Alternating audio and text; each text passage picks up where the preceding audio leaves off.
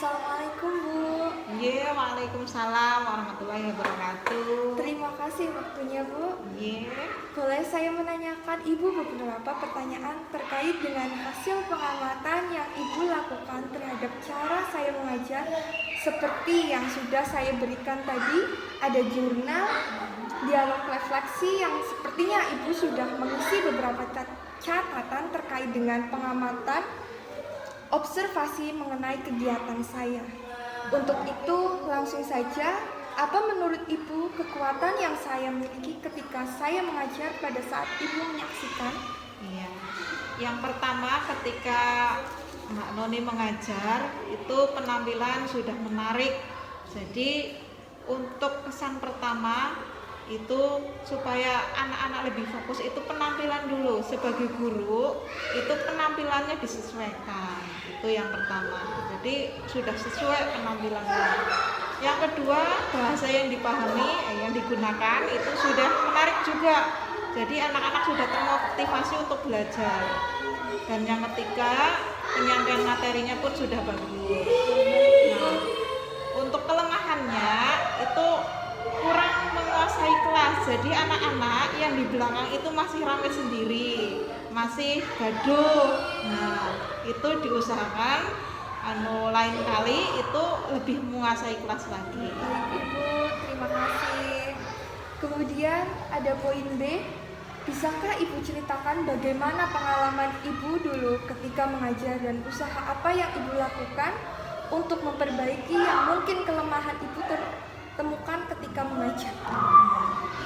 Ketika dulu saya itu mengajar khususnya tentang menggunakan faktor prima menentukan KPK dan FBB, itu anak sering lupa tentang bilangan prima. Padahal bilangan prima itu adalah faktor yang sangat penting untuk menentukan KPK dan FBB.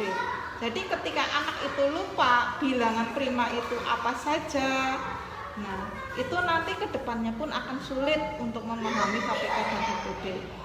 Itu yang pertama.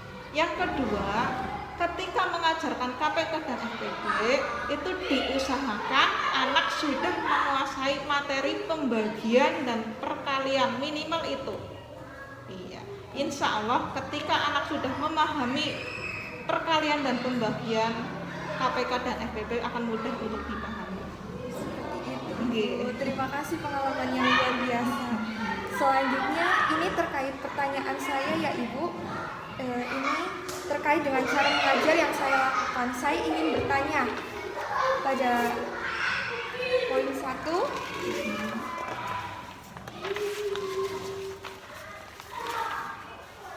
Bagaimana cara untuk memotivasi siswa agar anak semangat mengikuti pelajaran? Itu pertama, kalau untuk memotivasi siswa itu yang pertama harus kondisi anak itu senang dulu. Ketika anak itu sudah merasa senang, diajak untuk belajar pun insya Allah akan mudah.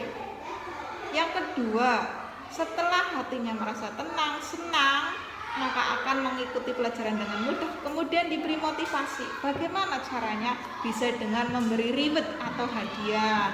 Nah, yang kedua, misalkan menjawab itu betul, bisa dengan tepuk tangan, bisa dengan acungan jempol. Itu sudah memberi efek psikologi tersendiri bagi siswa. Seperti itu. Kemudian pertanyaan yang kedua, bagaimana mengetahui apakah siswa sudah belajar di rumah atau tidak?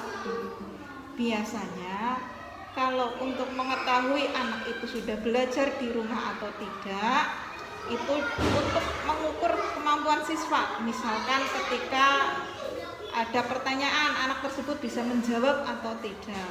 Nah, seperti itu, dengan memberikan beberapa pertanyaan. Nah, kalau anak yang tidak belajar di rumah, pastinya dalam menjawab itu masih ragu-ragu, mungkin sungkan, malu, seperti itu. Baik Ibu. Kemudian pertanyaan yang ketiga, bagaimana mengatasi anak nakal di ruang kelas? Anak itu sebenarnya tidak ada anak nakal ya. Kalau dalam dunia pendidikan itu tidak ada istilah anak nakal. Adanya itu anak yang belum memahami atau belum mengerti. Insya insya Allah ketika anak itu sudah paham, sudah memahami, sudah mengerti, anak itu tidak nakal. Lalu kemudian selanjutnya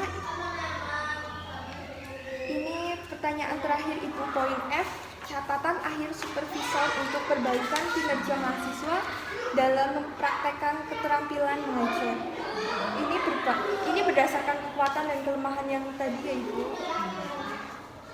Berarti berdasarkan kelemahan dan kekuatannya, itu dari kekuatannya dulu. Ibu kan sudah berpenampilan menarik, sudah intonasinya, bahasa juga sudah bagus. Jadi untuk meningkatkan lagi itu dengan cara komunikasi, lebih berkomunikasi dengan siswa. Jadi jangan memisahkan antara guru, saya itu siswa, bukan, tapi kita jadikan sahabat. Ketika ada kita atau anak-anak sudah merasa menjadi sahabat, insya Allah untuk berkomunikasi akan lebih mudah. Baik, seperti itu. Terima kasih Ibu, semoga kedepannya saya bisa mengajar lebih baik lagi.